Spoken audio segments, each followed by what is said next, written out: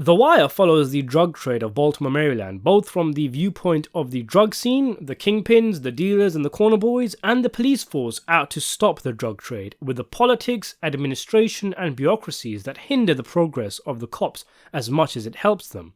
The drug kingpin of West Baltimore in Season 1 is Avon Barksdale, head of the Barksdale organization, with his number 2, Stringer Bell. The duo, along with Roland Bryce, aka Weebay, defeated a rival and took over the Franklin Towers in the late 90s to cement themselves at the top of the West Side food chain. In Season 1, Avon's frontman Orlando, who ran a club bearing his name, tries to get involved in the drug trade for himself, to the fury of Avon when he finds out. Despite being beaten by Avon, Orlando persists and is eventually arrested and agrees to help the cops in their investigation against the Barksdales. Avon sends men to kill Orlando, an operation which is complicated and spirals into a massive police crackdown after an undercover officer is shot by Barksdale soldier Little Man. Avon orders several hits but fails to stop the incoming storm, as he is arrested and sentenced to 7 years in prison. His nephew D'Angelo goes down for around 20 years and Weebay is given life, leaving Avon running his organization through Stringer. Avon is caught in a predicament when a Dominican drug supplier ends their business relationship with the Barksdales when they suspect he may have implicated them in order to receive a lighter sentence, as Avon's arrest was followed shortly by a Dominican supplier's arrest. Avon's predicament is that he is unable to secure a quality replacement product, and he rejects Stringer's proposal to allow Eastside rival Prop Joe take portions of Barksdale territory in exchange for good product. Stringer decides to work with Prop Joe behind Avon's back anyway, and Avon, not knowing that Stringer is working with Joe, sends in this man to run off the Eastside goons, Brother Mouzone. Brother is an enigmatic, articulate, bow-tie-wearing, library card-carrying enforcer based in New York, and after a brief confrontation with Mr. Cheese, his mere presence is enough to drive off the Eastside soldiers. In order to get rid of Mouzone, Stringer hatches a dastardly plan, convincing legendary hood stick-up man Omar that Mouzone tortured a man who was close to his heart. Omar is a clever man, but one whose thinking becomes clouded with emotion when people close to him are hurt, like his mentor Butchie, and he immediately targets Mouzone, shooting him. Brother, however, convinces Omar that he's got the wrong man, and Omar lets him live. Stringer visits Brother in hospital, where he gets caught off guard when Mouzone infers he was shot by multiple assailants, repeating Mouzone's comment when talking about his attack. I will take care of them myself. Them? He of course knows that only Omar should have been coming after Mouzone, and gives away his confusion and tips his hand here with this slip. And if Mouzone wasn't already suspicious, seeing Stringer's ghetto ass coming from miles away, he is now. Stringer relays the information to Avon in jail, informing Avon that Mouzone has booked out, that they need to make a statement and hit back, but Brother isn't saying who came at him. Avon asks Stringer, "You asked him who it was?" And Stringer says, "Yeah," and Avon furiously replies, "Wah!" Stringer can't quite see what he's done wrong here, asking Mouzone who came at him, and it can be a bit of a confusing scene, with it being one of the rare few times Avon lashes out against his partner, before Season 3 where the duo's relationship really starts to deteriorate. From Stringer's side of things, it is a huge blunder on his part to be visiting Mouzone like he's a relative asking him how he is. The hospital scene probably deserves an entire analysis on it, but why would you go to a hired enforcer and say things like, "We got your back," and "We're looking at who did this"? Mouzone looks almost bamboozled, insulted even. There was no need to visit Mouzone. The chairman of McDonald's doesn't rush to a local store when a pest control contractor falls on his ass to see how he is. Even if he did, Mouzone reports to Avon alone, not Stringer.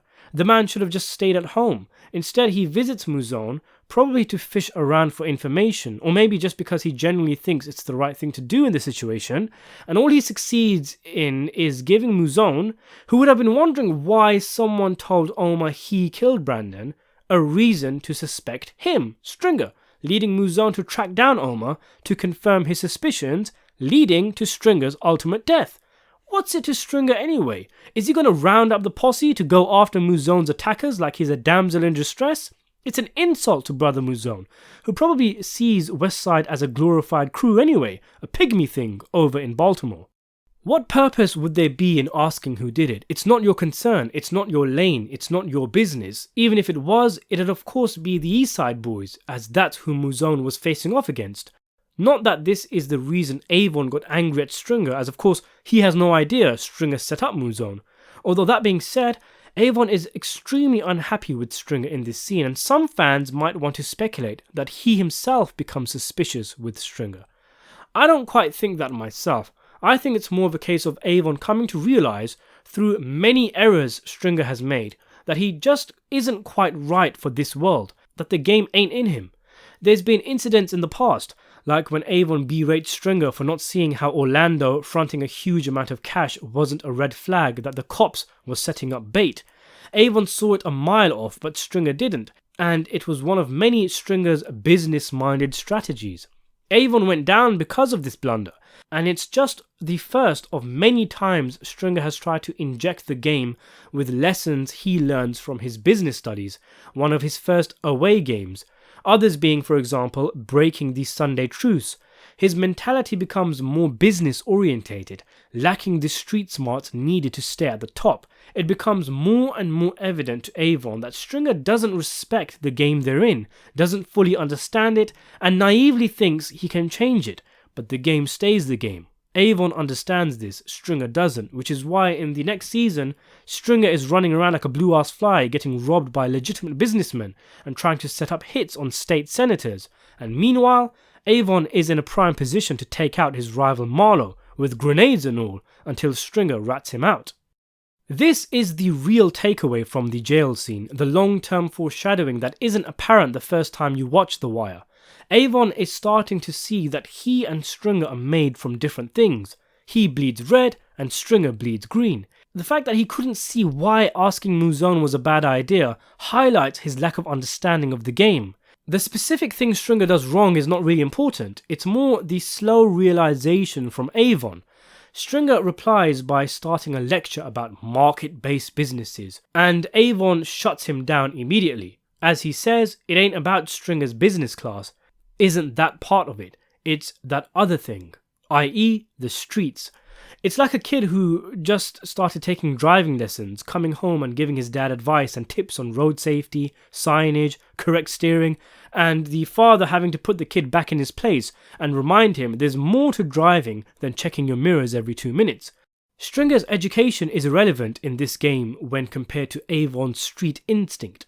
The two are on completely different wavelengths throughout the scene. Stringer starts by saying Mouzone will be alright, and Avon replies by saying he doesn't care how he's going to be. He doesn't need a medical update, as he's more concerned with what should be the number one priority, his reputation, the fact that they now look weak with a weak product, and a legendary enforcer bowing out immediately after coming onto the scene. The scene links to the broader theme of Stringer having the wrong priorities and just not fitting in, a man without a country.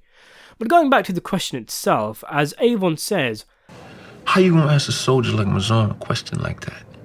Either he gonna say or he gonna go and work it out. Either way, you ain't got to be asking him shit. It's Mouzone's business. You make him and yourself look weak by asking him who did it. It's an insult. It suggests he can't handle his business. It's talking out of turn. It's going against the protocol and etiquette of the world these characters live in. It's like when Paulie went up to Carmine Lupertazzi in The Sopranos and started having a chat like they're old friends. It could even be seen as suspicious. Maybe Stringer sounds like a cop or a snitch asking Mouzone who shot him. You just don't ask a question like that. Mouzone is shot. That does not concern the Barksdales. The fact that Mouzone absolved his contract does. Implying you might help Mouzone and do something about his attackers also suggests you might enter a kind of messy, favour-giving, taking relationship, and Avon does not want to be in anyone's pocket.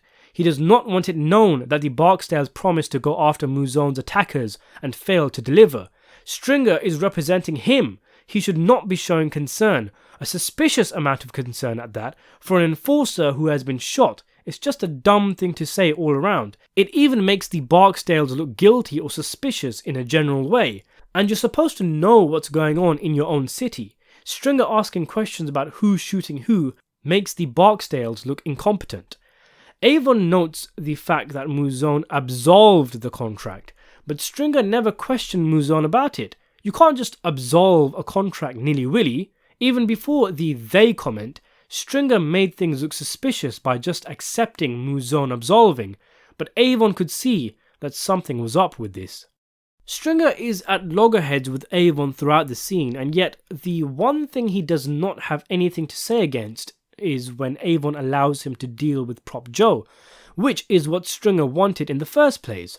His lack of argument in this case, his lack of talk of algorithms and market cycles, could also have sent alarm bells to Avon, who starts to see he and his friend want different things, and Stringer is trifling with his reputation.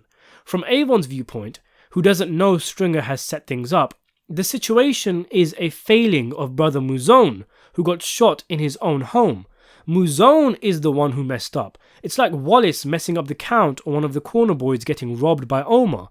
You're not going to put your arm around them. You'll be angry that they failed to do their job. And who knows where Mouzone was staying? Why do you have no idea who could have shot him? And if Mouzone tells you who it was, what are you going to do about it? Stringer is making Avon look incapable of running his own streets, and to Avon, rep is everything. There are roles and hierarchies in the game, and Avon knows the boundaries. A good example is when Mouzone and Avon meet in Season 3. You can see that Avon is shook seeing Mouzone walk in, this killer from another city. What is he doing here? But he swiftly regains his composure and communicates in a manner that is befitting of a street king. There's good foreshadowing in Avon's line as well, where he says, either he gonna say or he gonna figure it out for himself. Mouzone didn't say, which meant he figured it out, as we see in Season 3. Mouzone also infers he suspects Stringer when he says you can inform Mr. Barksdale that any responsibility he thinks he has is absolved. But he doesn't say anything about Stringer's responsibility being absolved. There's a lot more that can be said about Avon, Stringer and Mouzone, but given this video is pretty long now, let's leave it for another day. Let me know your thoughts on these characters in the comments below, and thanks for watching. Before we finish, I'd just like to thank my patrons, Nicholas Curtis, Daniel P and Countess von Zarovich, and also my channel members, Michael Awatwi, Rikers, Damien Irving, the new on Goam24, Lan Deng, Joe Grossberg and Cam Medina.